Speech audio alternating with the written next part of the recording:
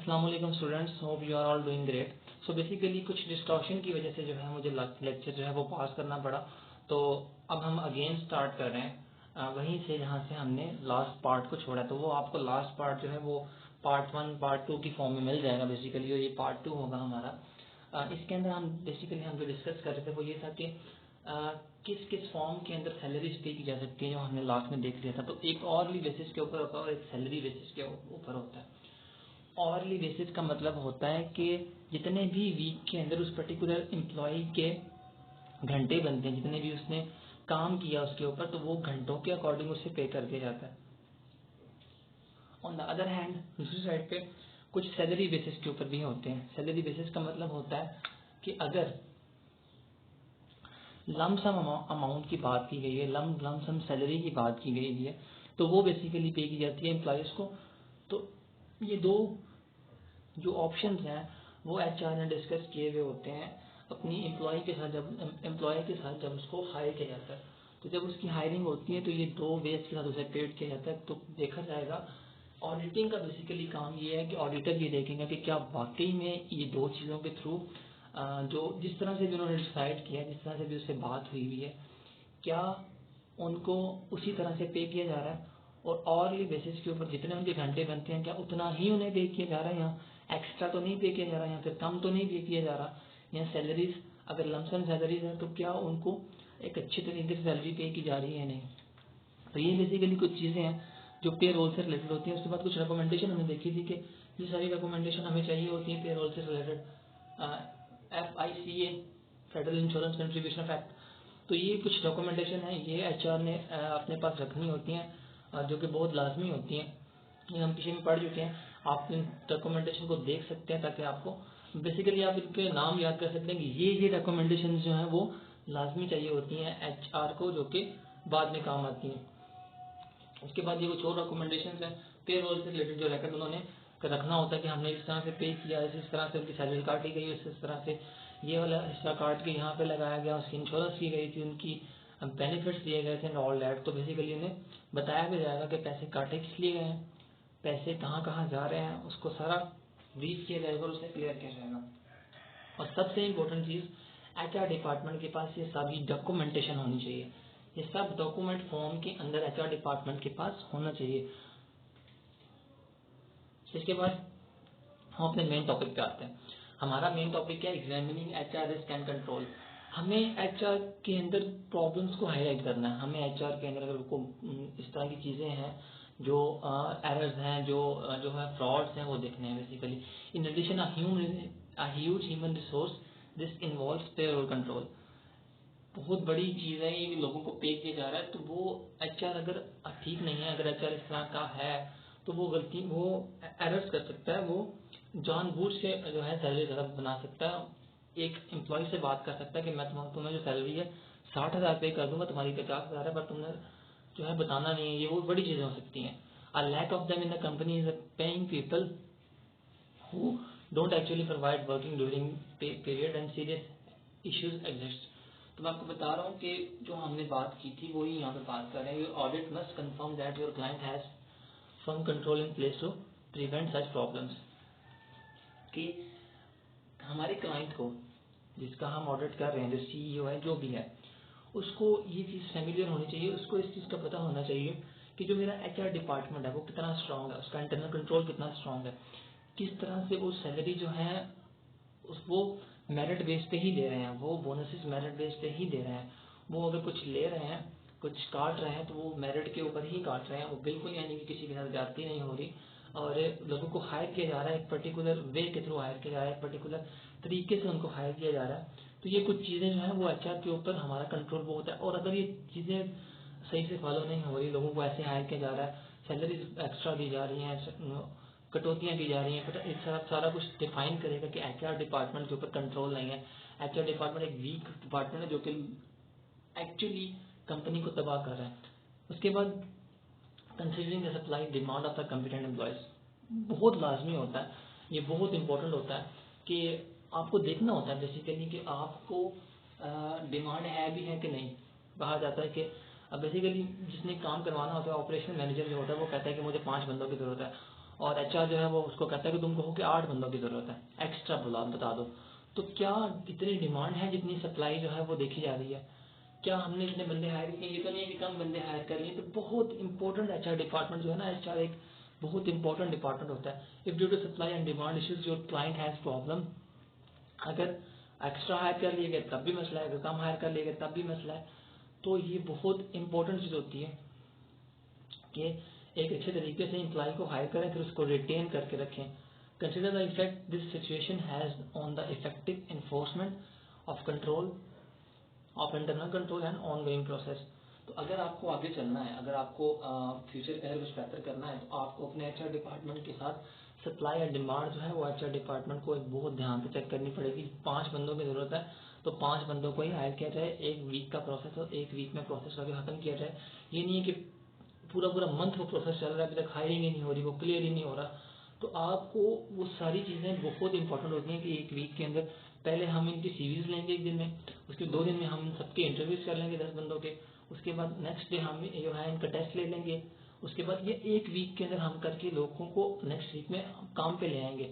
सो ये supply and demand के according ये पूरा प्रोसेस किस तरह से हैंडल कर रहे हैं, कितना कंट्रोल एचआर का जो है वो एम्प्लॉयज के ऊपर है, वो कितनी जल्दी ये काम कर रहे हैं। तो एचआर डिपार्टमेंट में बार बार कह रहा हूँ कि मोस्ट इंपॉर्टेंट डिपार्टमेंट होता है, क्योंकि लोगों को लेके आता है, कॉम्पिटेंट लोगों को लेके आता है, उनकी ट्रेनिंग करवाता है, उनको काम के काबिल बनाता है। वो ये तो नहीं है कि ऐसे लोगों को ले आया जिनकी क्वालिफिकेशन ऐसी नहीं है।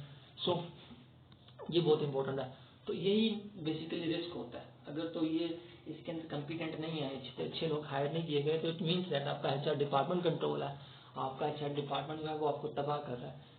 The relationship between the company and the union is, अब यूनियन यहाँ पे वो कह रहे हैं कि जब बड़ी कंपनीज होती हैं तो लेबर्स की यूनियन भी होती है, तो एचआर ने ही उनके दरमियान जो है वो क्लियर करवाना होता है। बेसिकली यूनियन जो होती है, लेबर्स की यूनियन होती है, वो मिल जाते हैं तो वो सैलरीज इंक्रीज करवा लेते हैं। तो एचआर ने इन्हें कंट्रोल करना होता है।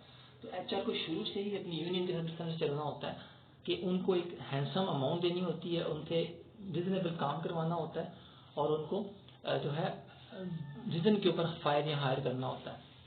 तो उनके कंपनी के और यूनियन के रिलेशनशिप अच्छे करवाने के लिए एचआर का बहुत इंपॉर्टेंट रोल होता है। Bargaining agreement for renewal wait and the possibility of work. अब एचआर ने बताया कि क्या हमारे पास इतनी, फाइनेंस डिपार्टमेंट बताता है एचआर ने 15 बंदे हायर करने हैं, हमारे पास इतना पैसा ही नहीं है कि हम इनको पे कर पाए, हमें सिर्फ 5 बंदे चाहिए थे। तो ये चीज़ें बहुत ज़्यादा मैटर करती हैं। फिर यूनियन के साथ यूनियन कहती है कि हमें हमारी सैलरीज टाइम पे नहीं दी जाती, तो एचआर से पूछा जाता है कि क्या इनको सैलरीज टाइम पे नहीं दी जाती, तो उनसे बस पर्टिकुलर क्वेश्चंस किए जाते हैं, उसको क्लियर किया जाता है, सन प्रोसीड किया जाता है। तो इस तरह की जो चीज़ें हैं, क्या एचआर का कंट्रोल है अपनी यूनियन के ऊपर? क्या वो उनसे इस तरह की निगोशिएशन कर लेते हैं, उनको सॉर्ट आउट कर लेते हैं? तो ये चीज़ें बेसिकली देखी जाएंगी कि कितना कंट्रोल है एचआर का। Check the make sure the agreed upon benefits. जितने बेनिफिट्स बात की गई थी, बेसिकली एचआर ने कहा था कि हम इस मंथ सारे एम्प्लॉयज को ये बेनिफिट देने वाले हैं। तो क्या अब यूनियन खड़ी रहती है, यूनियन कहती है कि 4 मंथ हो चुके हुए हैं, हमें एक बात की गई थी, हमें बताया गया था ये पर्टिकुलर बेनिफिट हमें दिया जाएगा, 4 मंथ से हमारे साथ बात ही नहीं की जा रही, हमें वो बेनिफिट का पता ही नहीं है कि वो हमें मिलेगा या नहीं मिलेगा। तो इस तरह की चीज़ें बेसिकली एचआर को वीक या स्ट्रांग बताती हैं कि अगर वीक है या स्ट्रांग है, या फिर वो उनके प्रोसेसिंग का वे क्या है कि वो कितना इफेक्टिव प्रोसेस है उनका। Conforming occupational safety and health care OSHA compliant. अब यहाँ पे बहुत इंपॉर्टेंट चीज़ है कि क्या आप एचआर डिपार्टमेंट जो है वो सेफ्टी प्रिकॉशन से रिलेटेड 3 मेन एरर्स होते हैं। यहाँ पे हम 3 मेन एरर्स की बात कर रहे हैं, 3 मेन जो है वो फ्रॉड्स की बात कर रहे हैं, जिसके अंदर फिक्टिशियस एम्प्लॉयज, ऐसे एम्प्लॉयज तो नहीं रखे हुए जो बस नाम के हैं, कुछ करते कराते नहीं है, पूरी सैलरी लेते हैं और एचआर की उनसे बात चली हुई है, आधी सैलरी को ले लेते हैं, आधी सैलरी एचआर के अकाउंट में आ जाती है। तो इस तरह का कोई सीन तो नहीं क्रिएट हुआ, कोई फिक्टिशियस एम्प्लॉयज तो नहीं हायर किए गए हैं। तो अगर इस तरह का सीन है तो वो कौन निकाल के देगा? वो ऑडिटर निकाल के देगा। Company has introduce errors and frauds. अब यहाँ से कंपनी को 3 तरह के फ्रॉड्स फेस करने पड़ सकते हैं, जिसके अंदर व्हेन ऑडिटिंग योर पेरोल से रिलेटेड। तो ये आप देख सकते हैं एक फिक्टिशियस एम्प्लॉयज जो कंपनी में एम्प्लॉय है ही नहीं, वो सैलरी ले रहा है, उसको सैलरी प्रॉपर मिल रही है, वो पूरी सैलरी का हकदार बना हुआ है, उसको पूरी सैलरी है जो है उसके अकाउंट में चली जाती है। उसके बाद पेइंग टर्मिनेटेड एम्प्लॉयज, जो बंदे निकाल दिए गए हैं उनको तो अभी भी सैलरी जा रही है, वो 1 साल से उनको सैलरी जा रही है, तो क्यों जा रही है, ये इतना बड़ा नुकसान क्यों किया जा रहा है। तो ये बेसिकली या तो एरर होगा या फिर डायरेक्टली फ्रॉड होगा। पेइंग करंट एम्प्लॉयज, तो करंट एम्प्लॉयज को जो सैलरी दी जा रही है वो प्रॉपर दी जा रही है, पूरी दी जा रही है, किस तरह से दी जा रही है। तो ये कंट्रोल शो करेगा कि एग्जामिन करेगा एचआर रिस्क और के एचआर के बारे में कि कितना रिस्की हमारा एचआर डिपार्टमेंट है, कितना जो फिर कितना स्ट्रॉन्ग हमारा एचआर डिपार्टमेंट, जितना ये स्ट्रॉन्ग होगा उतने ही ये इफेक्टिव रिजल्ट्स होंगे, उतना ही ये किसी ऐसे बंदे को सैलरी नहीं दी जा रही होगी जो कि कंपनी का बंदा है ही नहीं, जो कि फिक्टिशियस एम्प्लॉयज है, या फिर कोई ऐसा बंदा जो कि निकाल दिया गया उसको कोई सैलरी नहीं जाती, ऐसा कोई सीन नहीं है। या फिर ऐसा पेइंग करंट एम्प्लॉयज या ऐसे एम्प्लॉयज जो कि ऑलरेडी कंपनी में है तो उनको एक पर्टिकुलर सैलरी दी जाती है और उनके ऑर्ली बेसिस के ऊपर, उनके लमसम अमाउंट के ऊपर उनको सैलरी दी जाती है। तो ये बहुत इंपॉर्टेंट चीज़ें हैं कि ये चीज़ें जब की जाए एचआर के ऊपर कि वो कितना कंट्रोल उसका बेसिकली चीज़ों के ऊपर है। उसके बाद हमारा यहाँ पे है डिटेक्टिंग एरर्स एंड फ्रॉड्स। तो 3 तरह के और फ्रॉड बेसिकली वो यहाँ पे कह रहे हैं, रिव्यूज पेरोल रजिस्टर। अब हमें क्या करना है, ऑडिटर को बेसिकली काम किया है कि वो रजिस्टर ले ले जहाँ पे इनकी सारी पेरोल सिस्टम लिखा हुआ है, इनको जिस तरह से पे किया जा रहा है तो वो रिव्यू करे। एग्जामिन कैंसिल चेक, जो चेक कैंसिल किए गए हैं किसी के, उसको नहीं सैलरी दी गई तो किस बेस के ऊपर नहीं गई। ऑब्जर्व पेरोल प्रोसेसिंग, उनको जो पे किया गया है उनकी जितनी भी सैलरीज पे की गई हैं उनकी प्रोसेसिंग चेक की जाए। The following separation of duties should eliminate any authorised payments. तो क्या जो लोगों को जो पे करना था, क्या उस पर्टिकुलर पर्सन जिसने पे किया है क्या उसको ये अथॉरिटी है कि उसने पे किया है, या किसी ऐसे बंदे ने पे करी जिसको अथॉरिटी नहीं है, वो एक्स्ट्रा पे करता चला जा रहा है। तो इस तरह की बहुत इंपॉर्टेंट चीज़ें होती हैं जो आपके फ्रॉड्स को डिटेक्ट कर सकती हैं एचआर डिपार्टमेंट के अंदर। उसके जो है जो उन्होंने गलतियाँ की हुई, जो उन्होंने मिस्टेक्स की हुई हैं उनको हाईलाइट कर सकती है। ये बहुत इंपॉर्टेंट चीज़ें होती हैं। इसी तरह से जो है आगे बता रहे हैं ये सबसे इम्पोर्टेंट चीज़। अब एक कोई भी अगर सैलरी दी जा रही है, कोई बंदे को हायर किया गया, उसकी डॉक्यूमेंटेशन बढ़ी हुई है, तो सबसे इम्पोर्टेंट चीज़ होती है उसकी अकरेंस, क्या वो वहाँ पे मौजूद है। यहाँ पे मैंने सिर्फ पॉइंट्स लिखे हैं, वो आप डिटेल के अंदर रीड आउट कर सकते हैं, वो आपको समझ आ जाएगा, इतना मुश्किल नहीं है। अकरेंस का मतलब है कि ये कब स्टार्ट होता है और ये कब इसके डॉक्यूमेंटेशन पूरे हैं या नहीं है। तो वहाँ पे पूरा चीज़ देखी जाती है। Test session your regularly perform to procedure, इस चीज़ को टेस्ट किया जाता है कि रेगुलर बेसिस के ऊपर एक प्रोसीजर फॉलो किया जा रहा है, प्रोसीजर को देखा जा रहा है या नहीं है, इस चीज़ों को डिटेल में देखा जाता है। उसके बाद testing for the termination employees, terminated employees, जो बंदे निकाल दिए गए हैं उनको देखा जाता है, जो कंपनी में है ही नहीं, टर्मिनेट हो चुके हुए हैं, उनको किस तरह से डील किया जा रहा है, क्या उनको सैलरी दी जा रही है, उनको किस बेस के ऊपर हतन किया गया था। ये बहुत इंपॉर्टेंट चीज़ें होती हैं। Verifying the new employees information, हमारा अब यहाँ पे काम बेसिकली स्टार्ट हो रहा है, तो हमने जो नए बंदे आ रहे हैं उनकी वो ही पूरी प्रोसेसिंग, वो उनकी पूरी डॉक्यूमेंटेशन, उनके हायर करने का वे, उनकी प्रोसीजर, वो सारा कुछ जो है हमें बेसिकली देखना होता है कि वो उस तरह से फॉलो किया गया या नहीं किया गया। उसके बाद कंप्लीटलीनेस, कंप्लीटलीनेस का मतलब है कि सारा जितने भी डॉक्यूमेंटेशन हम पीछे पढ़ के आए हैं, जितने भी डॉक्यूमेंटेशन एचआर डिपार्टमेंट के पास होने चाहिए, क्या वो सारे डॉक्यूमेंट्स जो हैं, वो सारी इंफॉर्मेशन जो है वो एचआर डिपार्टमेंट ने होल्ड करके रखी हुई है नहीं। अगर नहीं रखी हुई तो आपका एचआर डिपार्टमेंट वीक है और वो अच्छे से काम नहीं कर रहा। उसके बाद अथॉराइजेशन, जिसको जो अथॉरिटी है वो उसके अकॉर्डिंग उनको पे कर रहा है, और जिसको जो अथॉरिटी है वो उसके अकॉर्डिंग डिसीजन ले रहा है एचआर डिपार्टमेंट के अंदर। क्योंकि एचआर डिपार्टमेंट हम हमेशा याद रखें बिल्कुल लिमिटेड सा होता है, इसके अंदर इतने बंदे रिक्वायर नहीं होते। यहाँ एक मेन एचआर हेड होता है, उसके बाद उसके कुछ असिस्टेंट होते हैं 2-4, बस इसके अलावा कुछ भी नहीं होता। बहुत बड़ी भी कंपनी होगी तो उसको 10-12 बंदे होंगे एचआर, पूरे एचआर डिपार्टमेंट के अंदर, जबकि बाकियों के अंदर जो है सैकड़ों बंदे होते हैं।